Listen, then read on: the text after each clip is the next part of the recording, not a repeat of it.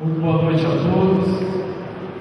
Meus cordiais cumprimentos a todos os prezados colegas atuais e futuros colegas, estudantes de arquitetura, exatos colegas que integram o Conselho Superior do Gabriel,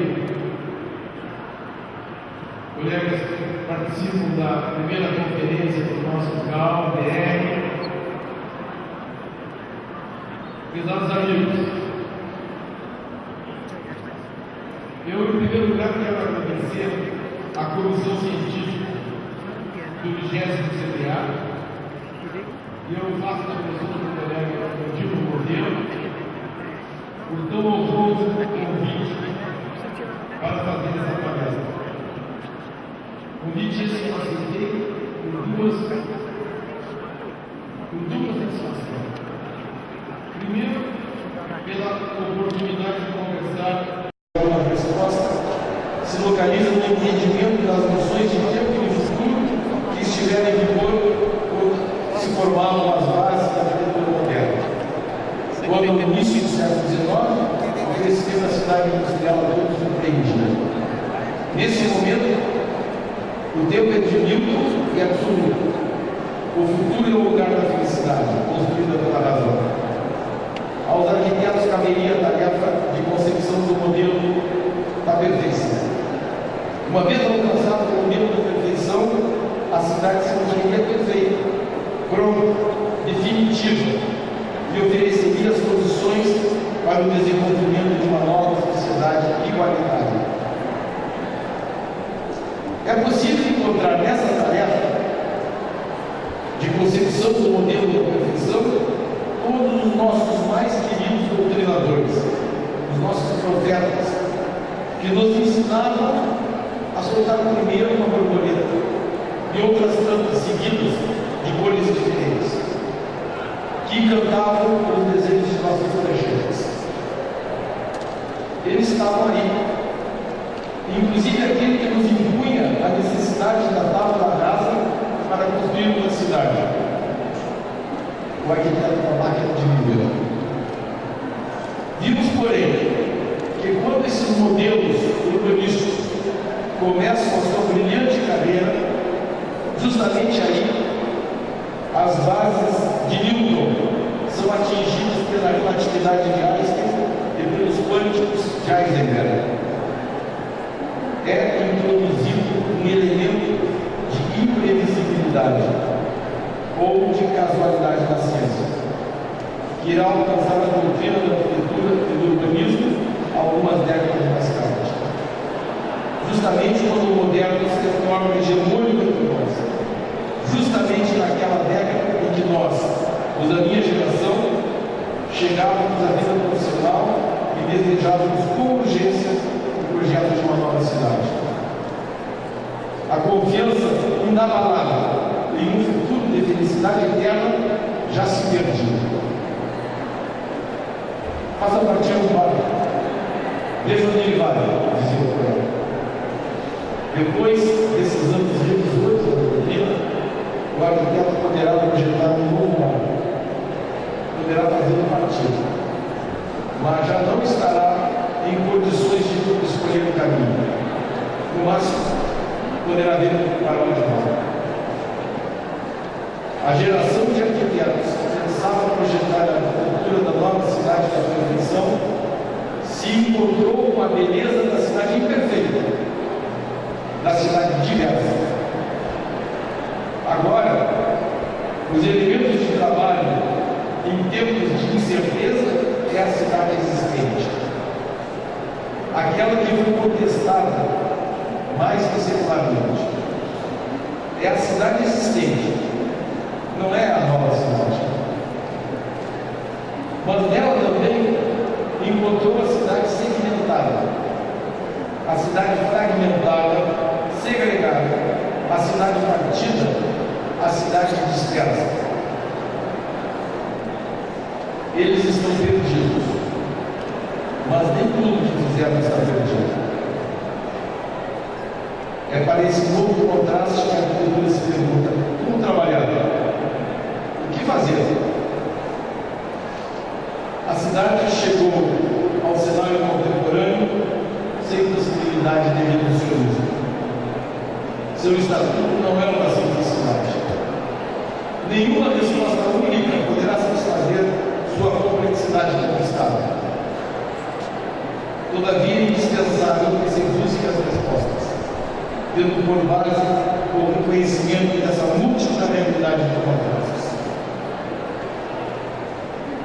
Penso que uma contribuição possível é a compreensão de que a incerteza é parteira de uma nova ética, a qual exige um olhar desprovido de enquadramentos modelares em relação à multiplicidade de cidades.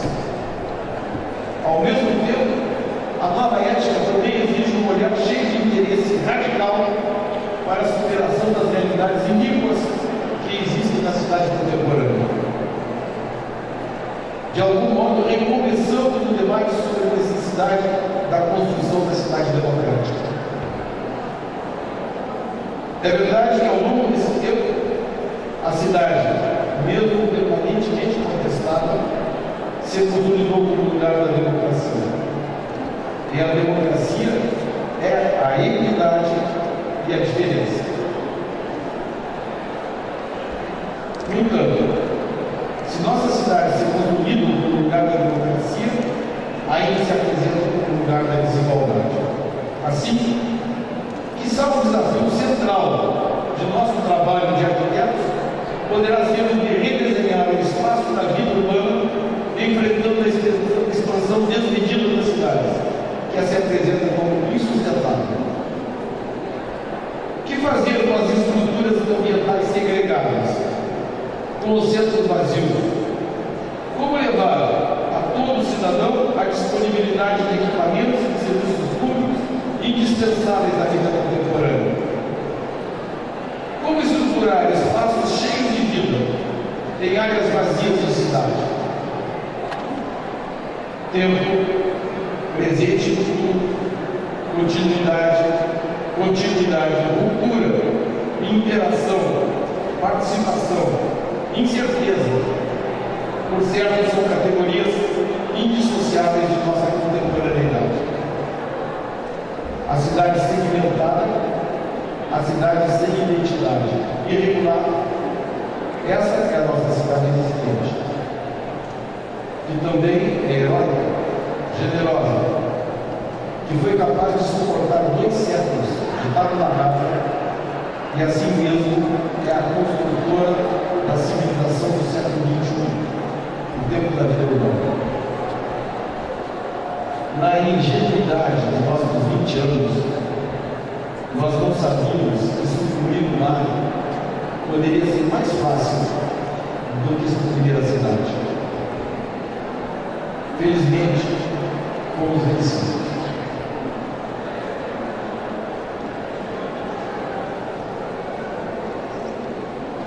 Agora eu vou apresentar as imagens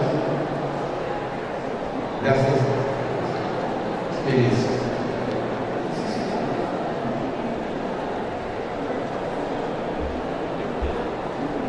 Como é que passa?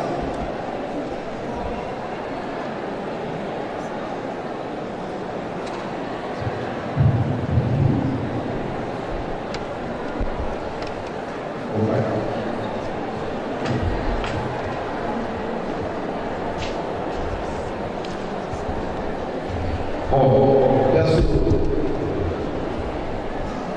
o esforço da hora de vocês, porque as imagens não possam ser muito agradecidas. Como é que é? Bom, a qualidade essencial das cidades. Essa é uma pintura de Breuer, pintor do final do século XVI, e aquela frase ali de baixo diz: o ar da cidade está liberado. E eu gosto dessa imagem porque ela sintetiza o espaço urbano como lugar da interação, onde uma multiplicidade de acontecimentos se dão em simultâneo.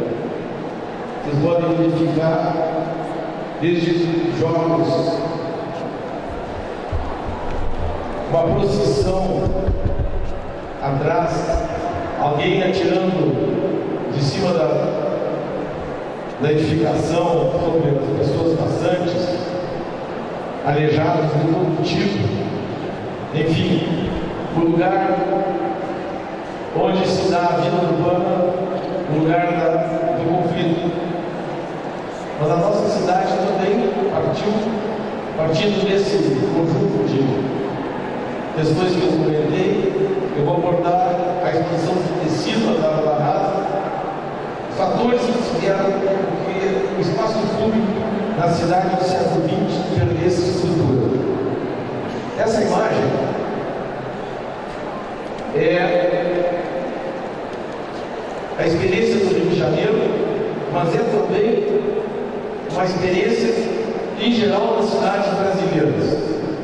Vocês vejam o seguinte: lá no começo do gráfico, nós temos a densidade habitacional no final do século XIX, e como ela vai crescendo até 1960. Nesse momento, o Brasil opta por abandonar o sistema de transporte sobre trilhos e introduzir o privilégio ao rodoviarismo. Nesse momento aqui, então, as cidades se expandem e diminuem a densidade populacional.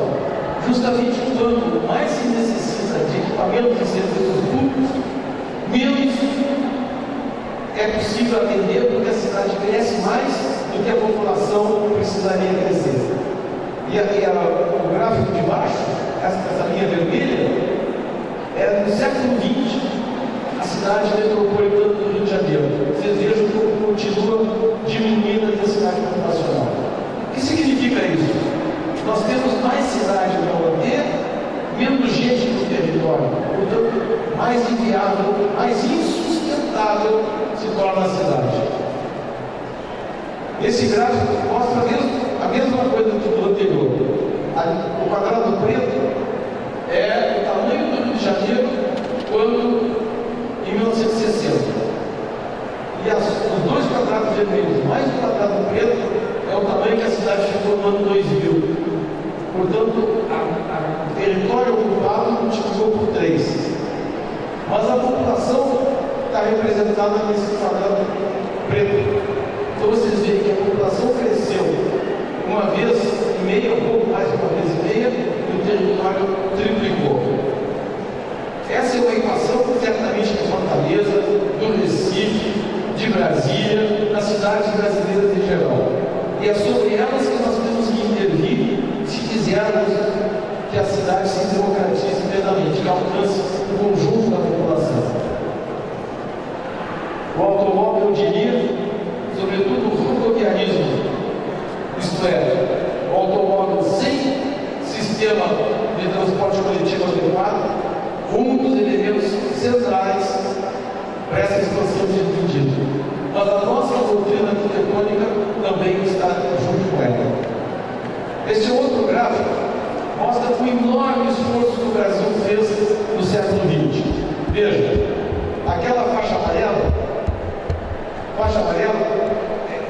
corresponde ao número de domicílios que havia em 1995, domicílios urbanos, 2 milhões.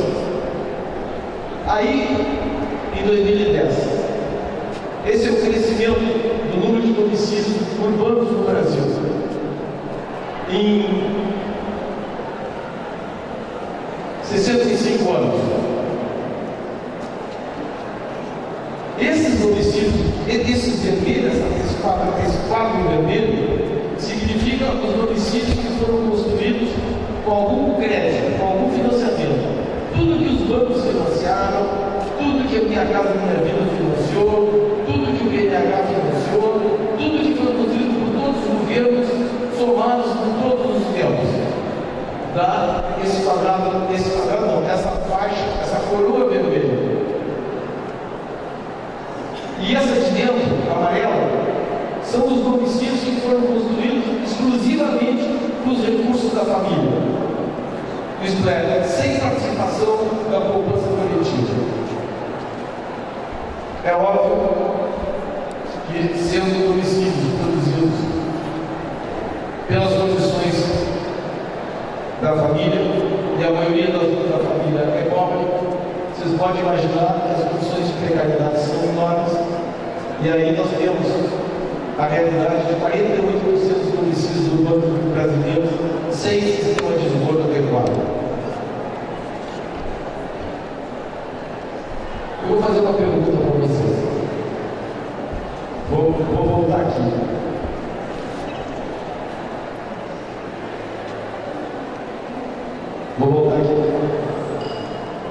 Eu gostaria de saber, isto é, quem vai ter condições de construir e de comprar sua casa exclusivamente com os recursos do seu trabalho? Levante a mão, por favor. Não, é possível, é muito pouca gente, tem que ter um pouquinho mais. Não é possível ser tão pouco. Bom, essa constatação é a nossa classe média, é a constatação dos pobres. Então, os pobres no Brasil tiveram que construir suas casas do jeito que deu, nas condições da precariedade que precisam. No entanto, as nossas cidades seguiram esse modelo. Essa é uma realidade do Rio de Janeiro.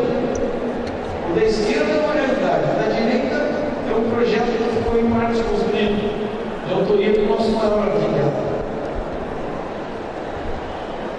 E que se reproduz, de certo modo, na nova Vila Olímpica, para os atletas da Olimpíada de 2016, na Barra da Tijuca, onde são edifícios isolados, condomínios fechados, tratando a cidade como instância privada.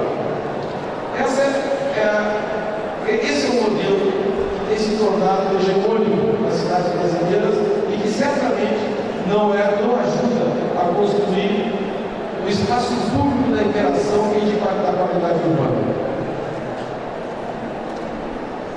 Esse edifício da Praia de Copacabana tem em todas as cidades brasileiras também. O privilégio automóvel fez com que os andares iniciais fossem destinados a ele, aqui ao lado, onde o edifício é lá para cima e a rua fica ao abandono. Dentro do mesmo princípio que se construiu lá no início dos anos 60, os conjuntos residenciais que o Brasil construiu nos anos 60, a famosa Vila Kennedy, no Rio de Janeiro. E no século XXI, financiado pelo Ministério das Cidades e pela Caixa Econômica. Essa foto é de uma publicação do Ministério das Cidades, dizendo que tinham sido construídos 72 conjuntos residenciais iguais a este. 50 anos depois, se continua produzindo a ineficiência e o desperdício.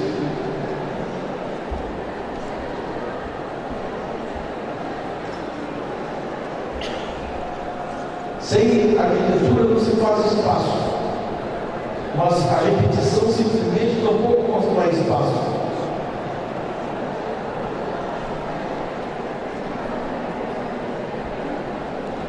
Outro elemento central é a expansão que produz, é a construção pública que produz mais expansão urbana. Esse é o caso do Fórum da cidade de Macaé. A cidade de Macaé está cerca de 10 quilômetros desse lugar. O fórum era na praça. Aí a justiça construiu esse edifício no meio de uma fazenda. Ele está ali dizendo mais ou menos ali que está o touro. Ele pronto. Eu sou eu e eu me basta. Esse é o caso de Goiânia, capital de Goiás. Nós temos à esquerda o mapa da cidade. No eixo principal do projeto de Antiga Correia Lima, os dois centros, o estadual e o municipal. Nesse momento, aqui à direita, foi construído nessa estrada que conduz a Brasília, aqui no mapa da esquerda está aqui, no meio de uma fazenda, foi construído um novo centro político do município. Eu estive lá pouco depois de inaugurar, e perguntei para o prefeito por que a cidade fez transferiu a sede da prefeitura daqui do centro urbano perdido. E ele me disse: nós precisávamos de mais espaço, e a prefeitura não botou nenhum tostão aí. A prefeitura ganhou esses edifícios, porque o dono dessa propriedade aqui ofereceu para a prefeitura pronta e construiu aqui à volta 2 ou 3 alfabetes. Na ocasião que eu estava lá, a prefeitura estava inaugurando um programa de revitalização do centro da cidade. Ela que tinha retirado do centro o seu polo administrativo. Essa é uma foto que vocês conhecem. É daqui, mas poderia ser de qualquer cidade. É a Praia do Futuro. E que se expande a cidade desnecessariamente durante décadas, à espera da implantação depois dos serviços públicos que não conseguem alcançar a cidade como um todo. Essa é a minha casa, minha vida em Campinas. Mas pode ser em qualquer cidade brasileira também. A cidade está lá no fundo, e aqui na frente tem um conjunto residencial. Essa é uma casa muito premiada, uma cidade de Minas Gerais, uma cidade muito importante. Essa casa recebeu prêmios em vários lugares. E essa outra é uma casa que eu passava por ela muito seguidamente e me surpreendia, porque aqui é a linha vermelha e ela tem 4 andares. A casa tem 4 andares e todos são de varanda. Então, aqui o primeiro andar não dá para ver, o segundo é praticamente varanda, o terceiro é também, e o quarto tem um cômodo e o resto é aberto. E abre para a linha vermelha, que é uma autoestrada. É verdade, tem uma ruazinha na frente. Eu me pergunto, mas por que será que esse senhor que construiu essa casa, e que obviamente é uma pessoa que tem posses limitadas, constrói a sua casa aberta para fora, toda ela voltada para a rua, justamente em contraste com essa outra, toda fechada. E curiosamente essa outra ainda diz o seguinte na memória que a revista publicou: a passarela em nível dá acesso à casa, projetada para impedir interações indesejadas com a rua ou os fundos vizinhos laterais.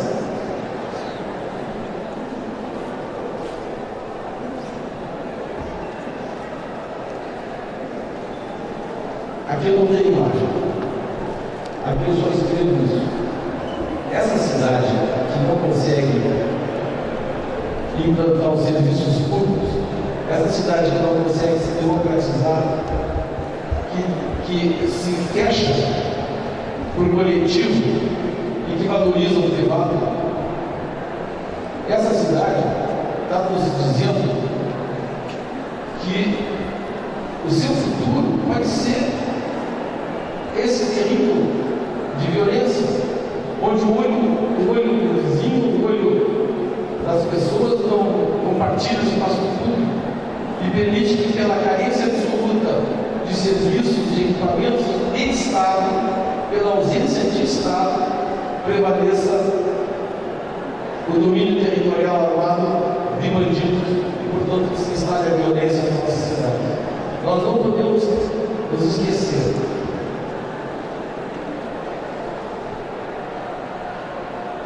Nós temos responsabilidades sobre o desenho urbano.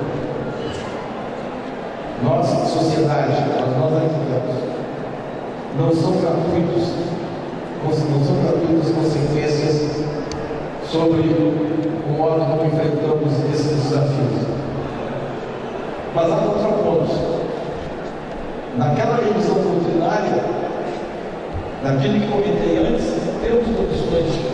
Eu, modestamente, estou apresentando aqui um primeiro estudo, no tempo que eu era estudante, e nós participamos de um concurso na Bienal de São Paulo, um concurso internacional, para construir um conjunto residencial, justamente quando se criticava aquele conjunto da Vila Kennedy. do conjunto do BNH. E esse estudo, onde se valorizava o espaço público, se fazia as casas com condições diferenciadas. Isso foi essa equipe de qual eu participou também a Ana Margarida, que na ocasião eram namorados desde então, somos casados. Também participou da colega Salva Cafuri, que está aqui no Sul, representando o Rio Grande do Sul, e outros mais dois colegas. E tivemos como orientadores dois excepcionais colegas e professores nossos. Nesse momento, então, a nossa percepção de estudantes de arquitetura era que rechaçar o modelo que estava sendo implantado pelo BNH significava valorizar o espaço coletivo e o espaço das habitações.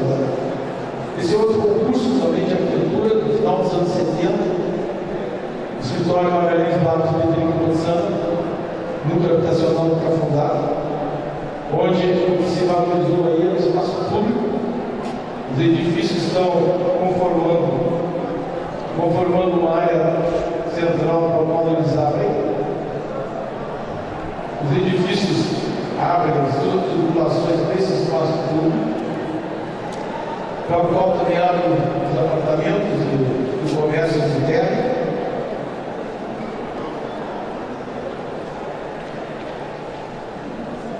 O primeiro conhecimento, o primeiro conjunto residencial popular que adotou os elevadores, que são as torres de elevadores, e os elevadores pagam a cada 3 andares, os apartamentos são complexos e abrem esses corredores que dão para esse espaço público.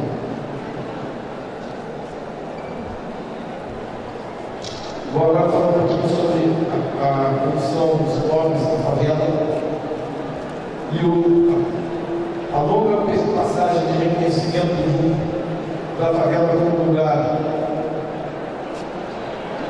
provisório para a sua consolidação.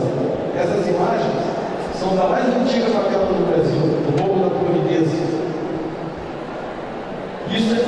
Essa imagem é de 1970, para vocês verem a precariedade que durante 7 décadas se experimentou.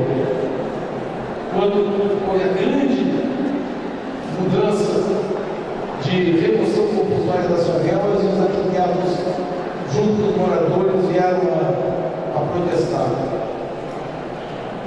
Aqui eu vou contar uma historinha.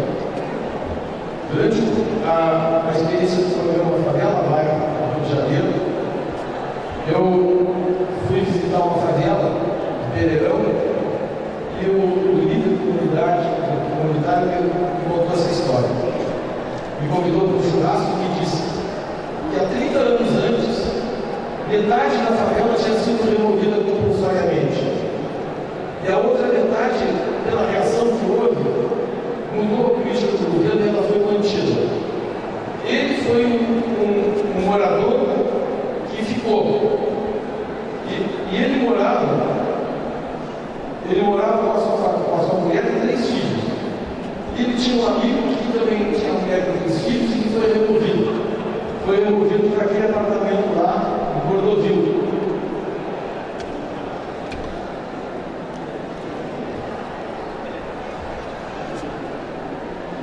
Passou um certo tempo e ele melhorou um pouquinho de vida e construiu ao lado da casa dele um cômodo, enquanto o amigo continuava lá. Depois, quando a filha casou, ele construiu uma casa em cima. Depois, quando o filho casou, ele construiu uma casa para o filho também em cima, com escadas independentes. E aí, esse momento é quando ele me convidou para o churrasco da casa dele, que estava no terraço lá em cima. E aí já morava nesse conjunto dele, a mulher já velhinha, o filho, a filha, o neto, o genro, com a nora. Já eram algumas, talvez 10 pessoas ou mais. O amigo dele, ele não sabia o que tinha acontecido com ele. Então a suposição é essa. O que se explica aí não é a idealização de um modo de precariedade, mas a potência que tem essa produção popular, que os povos brasileiros produziram no seu desejo de inserção na vida urbana. A cidade brasileira, então, hoje, ela é diversa e ela é múltipla. Ela é dos grandes edifícios também das áreas pobres. Aqui vou falar um pouquinho sobre a Favela Bairro, no Rio de Janeiro, um programa que está fazendo 20 anos e que parte do reconhecimento dessa experiência. Vocês vejam, daquele período para os anos 90, as casas pobres melhoraram muito, mas a parte de infraestrutura não aconteceu. O governo não implantou as infraestruturas. O Favela Bairro, então, tinha o objetivo justamente de produzir as infraestruturas. E construiu ali, está descrito, a quantidade de serviços que foram feitos. Abertura de ruas, implantação das redes, equipamentos escolares, etc. Essa imagem mostra como a favela se conecta com a cidade. Esse é um projeto do escritório AP5. Vocês podem ver, está difícil de ver, mas a rua da cidade entra na favela vai estar. A área preta é a parte que a Favela Bairro fez. Há um conjunto de favelas dentro do processo. Outro projeto, a favela daqui se constrói uma rua que conecta com a cidade e ruas internas. E onde é uma palafita se constrói uma pedra d'água. Esse projeto é do arquiteto Pedro Lato Moreno, aqui presente, presidente atual do Rio de Janeiro. Outros exemplos de construção de aproveitamento das existências, abertura de ruas, iluminação pública, serviços em geral, creches, cada favela para ser um plano geral. Isso foi objeto de concurso público. Foi o primeiro concurso público de projetos da área de favela que a lei realizou a pedido da Prefeitura do Rio de Janeiro em 1994, quando era presidente do Rio de Janeiro, nosso colega Luciano Jalão, que é presidente também, conselheiro superior do IAB. Para famílias que tinham as casas atingidas por questões de risco ou abertura de ruas, eram produzidas moradias. Os projetos discutidos por moradores. Essa é uma das áreas cuja legislação também passou a contribuir. Esse é um projeto do escritório de oficina, de autoria do colega arquiteto Pablo Minetti, também aqui presente, conselheiro superior do IAB, pró-reitor da Universidade Federal do Rio de Janeiro. Arquitetos passaram a trabalhar em favelas depois desses concursos e, ao longo dos 6, 7 anos, tivemos mais de 1.000 profissionais que antes não tinham compreensão, conhecimento, nem só remoto sobre áreas de favela, passaram a se dedicar e vieram depois a constituir uma experiência das mais ricas. A experiência que nos anos 98 se trocou com a Colômbia, a equipe de Medellín veio ao Rio de Janeiro, a equipe do Rio de Janeiro foram a Medellín e a Bogotá, e se expandiu a experiência. É uma das experiências bem sucedidas do urbanismo brasileiro. Aqui em São Paulo também se manifestou nesse mesmo período, sobretudo nos projetos de Guarapiranga e depois do Renova São Paulo, sob a direção da colega Beth França, aqui presente também conselheira superior do IAB.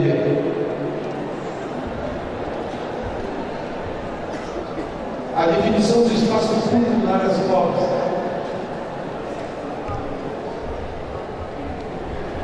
Essa é a praça da favela do Vidigal, cujo projeto de favela bairro foi feito pelo escritório do arquiteto Jorge Paulo Jauer, que fará uma palestra aqui nos próximos dias, né, Rodrigo?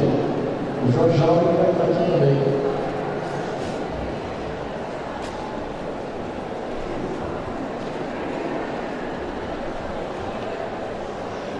Esse é o mapa da cidade do Rio de Janeiro. 155 favelas, 600 mil habitantes. Essa experiência em São Paulo, que eu já comentei antes, de construção do espaço público, sob a liderança da colega Beth França. Em Manaus, esse é o projeto do colega Luiz Fernando, que também está aqui presente, conseguiu no IAB.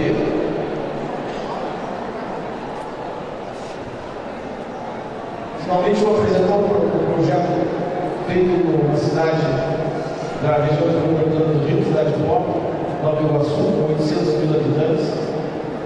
O prefeito queria construir horário integral para as escolas, precisava dos gigantes edifícios escolares. A nossa intervenção foi no sentido de aproveitar a escola existente e aproveitar o que existia no bairro do entorno, no bairro onde a escola se instala, clubes, igrejas, etc., e fazer com que as crianças pudessem, pela qualificação do espaço público, circular pelo bairro em condições de conforto. Foram identificadas diversas centralidades da cidade, cada uma delas com o seu caráter específico. 18 escritórios de arquitetura e urbanismo foram contratados para trabalhar, fazendo com que se qualificasse a área pública e a produção de equipamentos. Aí a relação dos serviços feitos, segundo a categoria dos edifícios. Uma delas é a qualificação do espaço público pela mobilização dos moradores para melhorar os muros. Os muros foram repaginados, os moradores pintados com sua orientação. A praça passa a oferecer oficinas esportivas devido à escola, uma quadra esportiva, tem uma quadra esportiva no bairro, então é aproveitado pela escola e as crianças vão lá trabalhar. Se essa quadra não está boa em boas condições, a prefeitura melhora as condições da quadra, passa a ser atividade em tempo integral, assim como. E o espaço público passa a ser um lugar de segurança por onde a escola que articula todas as atividades escolares. O espaço público qualificado passa a ter segurança para o conforto das pessoas e das crianças. A construção de calçadas. Essa cidade praticamente não tinha calçadas. A construção de calçadas no centro passa a fazer uma diferença fundamental. E a urbanização dos bairros, com infraestrutura, tipicamente uma cidade pobre, da periferia das grandes cidades, que a urbanização tornou possível. Esse é o mapa da cidade e por onde teve urbanização. Finalmente, para ilustrar a questão do espaço público, o concurso que o IAB do Rio de Janeiro organizou para a Vila de Mídia das Olimpíadas, e que eu gostaria de destacar é que todos os projetos premiados, os 4 primeiros lugares, apresentam uma configuração urbanística onde predomina a qualificação do espaço público e os edifícios são formadores desse espaço público. Os edifícios não estão lá isolados, cada um querendo ser mais impressionante do que os outros. É o espaço público que, articulado pelos edifícios, assume o protagonismo da cidade. Os edifícios podem variar de altura, mas a área é pública, e a área sempre pública é que preserva as condições principais. Esse é o projeto vencedor do arquiteto João Pedro Becoisa. Segundo lugar, do arquiteto Flávio Ferreira. Vocês podem ver também a rua e pátios internos do quarteirão. Terceiro lugar, o escritório Francisco Padoni, devido à qualificação do espaço público e à multiplicidade de edifícios. É o mesmo. E o quarto projeto, também com as mesmas características do arquiteto também, Jorge Malufjauri, que estará aqui nos próximos dias. Eu retorno à casa